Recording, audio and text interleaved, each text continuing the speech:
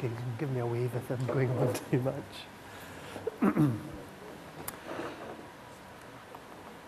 Okay, well, thank you for the opportunity to speak.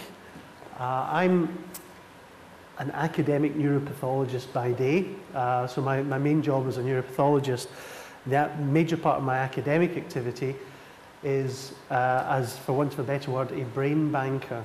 And what do we do? I want to give you some insight into what exists within the UK with regard to brain banking, why brain banking activity exists, and what the end point is.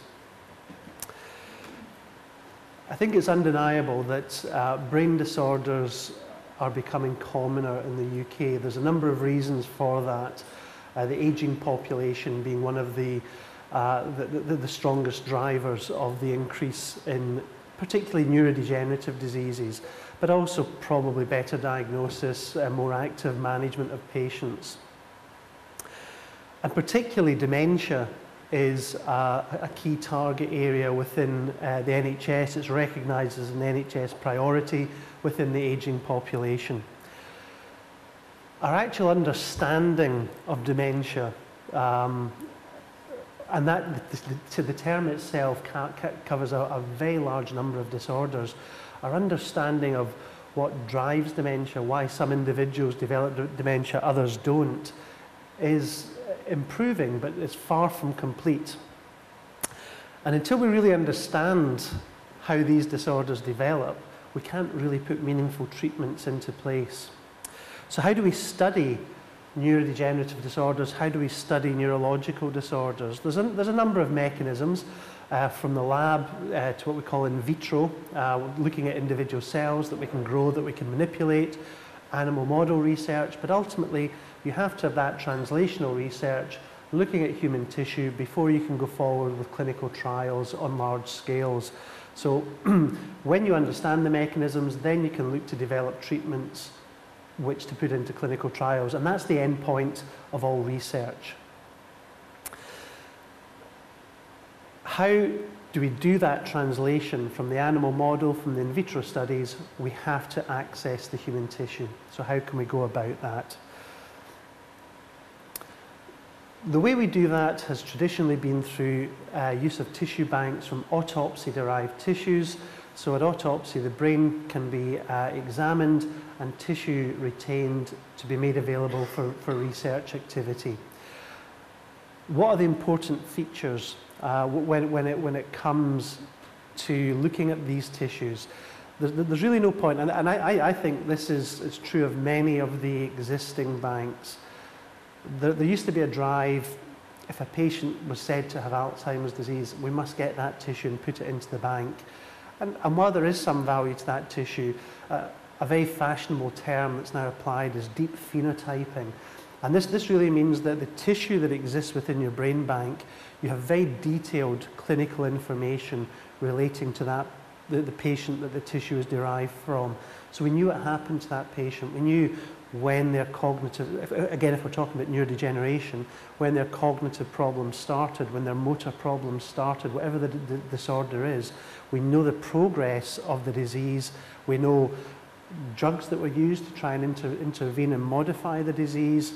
And then we have the tissue at the end, which has been characterized by a neuropathologist and studied to a high level of investigation of this tissue. So that's in general terms what deep phenotyping means, and that's what brain banks have to aim for, that the tissue that is in the brain banks is very well characterized.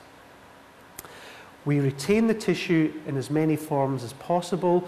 At autopsy, a brain is removed from the body and it tends to be put into formalin, which is a fixative fluid which firms up the brain tissue and makes it easier to examine.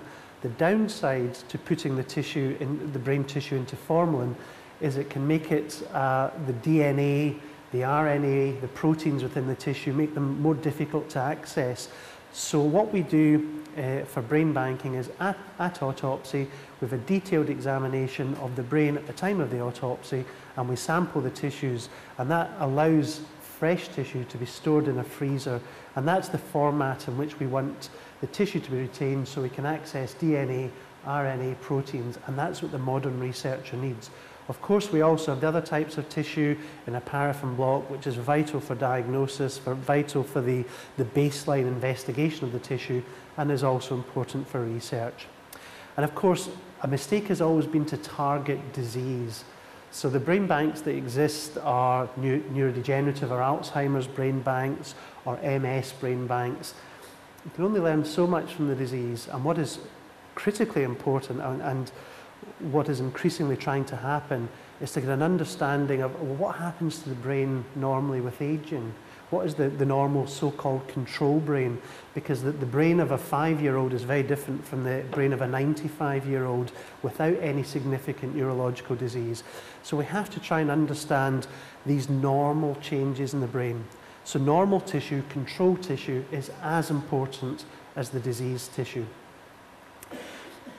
So really what we're trying to do with brain banking is have a resource that researchers can tap into to try and address the questions of key importance to understanding the neurological disease processes.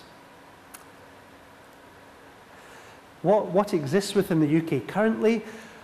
We have 12 brain banks within the UK, all attached to neuroscience centres. In Scotland, Edinburgh is the only centre for brain banking activity.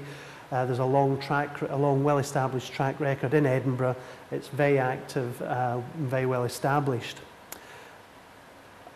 Absolutely vital is the ethical approval. All brain banks in the UK have been approved by ethics committees and have to work to the very rigorous standards required by the ethics committees. How are they funded? And this is a key issue and always an ongoing issue. How can we maintain funding? There's a number of approaches to funding within the UK. Medical Research Council have been very supportive of brain banking throughout the UK for many years. In Edinburgh, we have the National CJD Bank, we have the Sudden Death Bank, and we have the HIV Bank, all of which have been funded by MRC for many years. But patient societies, charities, are crucial to the long-term success of brain banking for a number of reasons, not just through their funding of the banks, but through their engagement with patients and making this known to patients and interacting with patients. So the charities are a critical element of the success of UK brain banking. NIHR, which is mostly an England and Wales activity, we don't quite know how they fit in with brain banking. We'd hoped that they would see it as their role. We know that there are some issues with that and it's not quite developing the way we'd hoped, but that's a work in progress.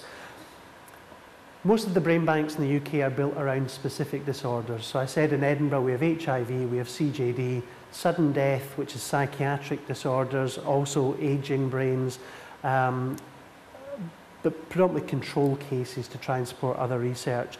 There are other banks in the UK around MS, motor neuron disease, neurodegenerative, particularly Alzheimer's disease. The MRC has tried to pull together, the Medical Research Council has tried to pull together the existing brain banks within the UK.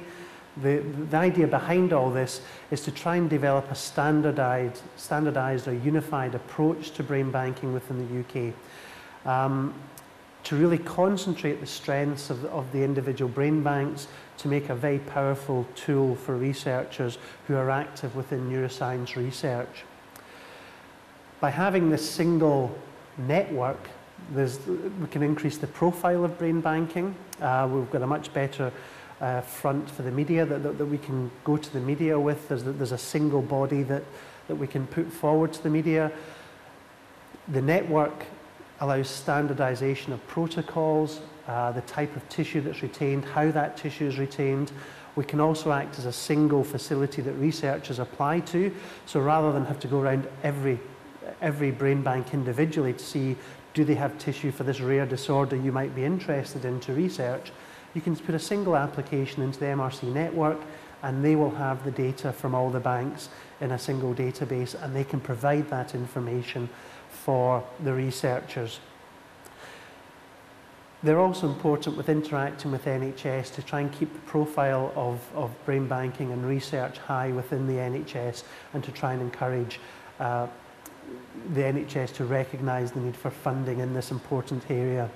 Where's the MRC network got to at this stage? We have a coordinating centre which is based in Edinburgh, so that's where the whole MRC network has been driven from. A steering network has been set up, a steering committee, sorry, has been set up. This steering committee has the important role of standardising paperwork, database, ethics across all the banks, and making sure that everyone is functioning to the same high standards required for UK brain banking. We have a user group which interacts with researchers because it's important we get that feedback. It's all very well my taking brain from autopsy, but researchers feedback and say, well, what I really need is this tissue. What I really need is protein, not a paraffin block. So we modify our approach based on the feedback from researchers. And the network's very important for engaging with the public, for engaging with charities, patient groups, and seeing and trying to get across the benefits of brain banking and why this activity exists. So that, I think, is just a quick run-through of where we are in the UK with brain banking, why it exists, what its role is, how we're trying to standardise and unify the entire process. This is really a chart just to show where we are with brain banking. The key elements are charities and MRC. They're both the major funders of brain banking. NHS is out on the side, would like them to come in and have a much more significant role. And that, as I say, is developing. The UK Brain Banks will be a single facility with a coordinating centre established in Edinburgh that will be a point of reference for researchers, for patients, for people who just want to know more about brain banking. And in the long term, I hope for donors that people might look to donate at the time of their death. And there's a site that they can go to try and get the paperwork put in place to support this. Thank you.